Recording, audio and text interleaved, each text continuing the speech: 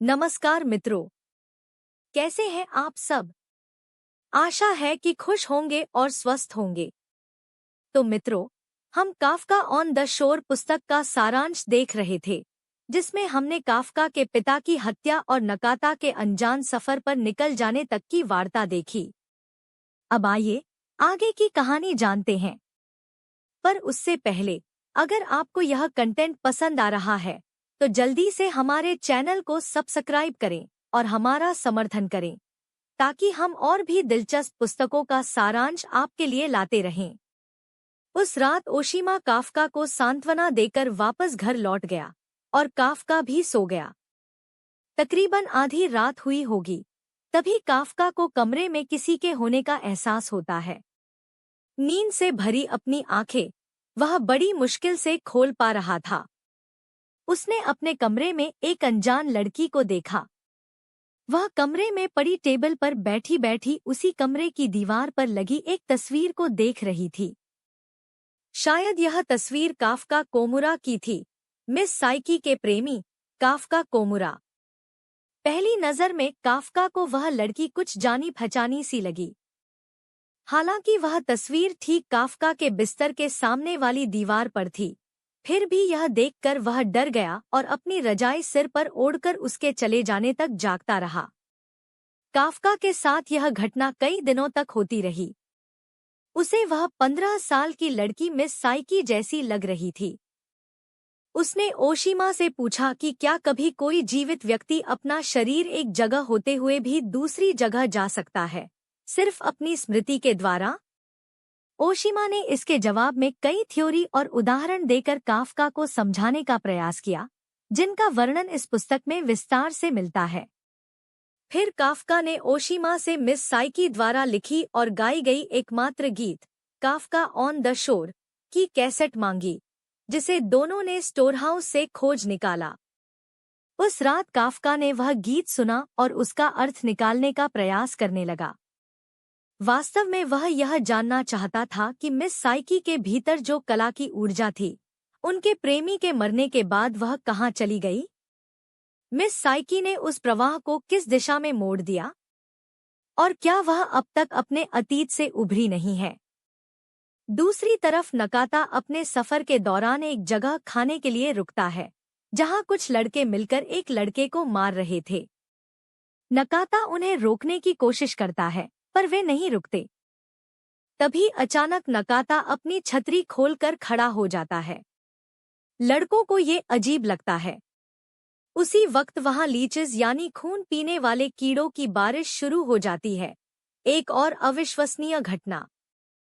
नकाता अपने इस सफर के दौरान होशिनो नामक एक ट्रक ड्राइवर से मिलता है, जो तकरीबन 21-22 साल का ही था। यूं तो होशिनो एक इंट्रोवर्ट था, पर वह अपने दादाजी से बहुत प्रेम करता था। इसी वजह से उसे नकाता में अपने दादाजी की छवि दिख रही थी। वह नकाता को उसकी मंजिल तक पहुंचाने का ठान लेता है और उसके साथ सफर में जुड़ जाता है। इस तरफ काफका के पिता की हत्या के सिलसिले में एक लोकल पुलिस वाला कोमुरा लाइब्रेरी आ पहुंचता है। उस वक्त काउंटर पर ओशीमा था। पुलिस उससे पूछताछ करके चली जाती है। ओशीमा उन्हें नहीं बताता कि काफका को वह जानता है और यहीं पर रहता है।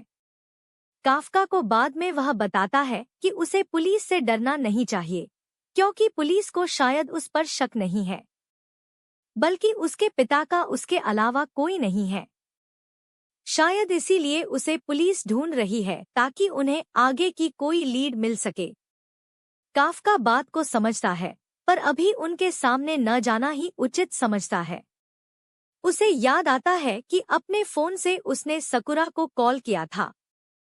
पुलिस कॉल रिकॉर्ड से उसे ढूंढ लेगी तो कहीं वह मुश्किल में न फंस जाए। इसीलिए वह सकुरा को कॉल करके उसे सचेत करता है। सकुरा काफका को अपने पास वापस आ जाने को कहती है। वह कहती है कि वह अब काफका को अपना छोटा भाई ही मानती है और काफका कोई गलत संगत में न फंस जाए।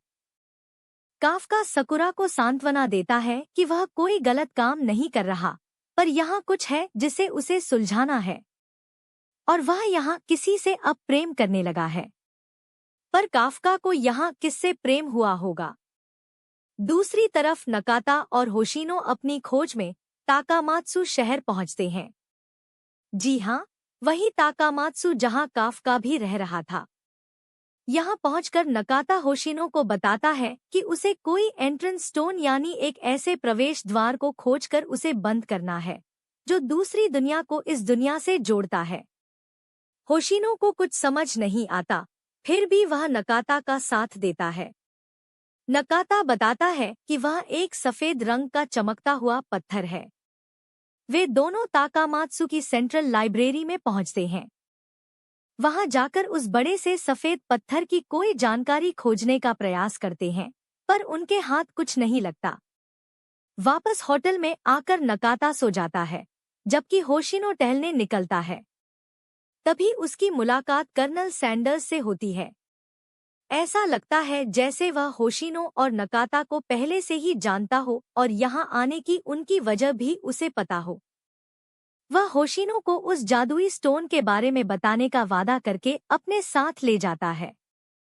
इस तरफ काफका सकुरा को कॉल करके वापस आता है और लाइब्रेरी में आकर मिस साइकी का गाना काफका ऑन द शोर सुनने लगता है।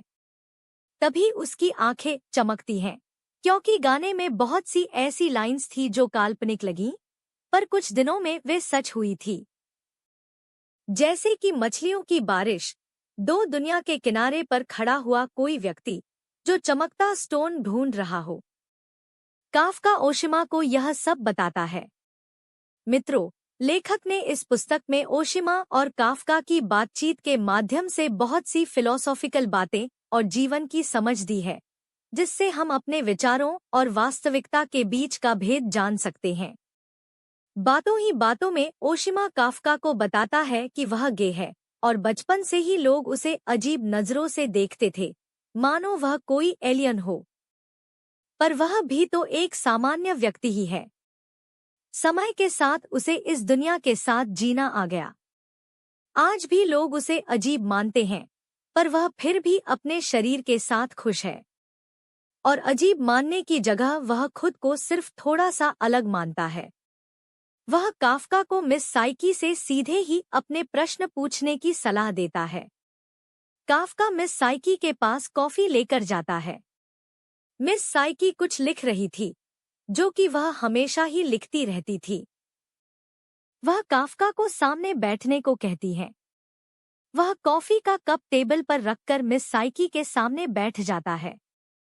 काफका मिस साइकी से पूछता है कि वह इतने वर्षों तक कहाँ गायब रही थी।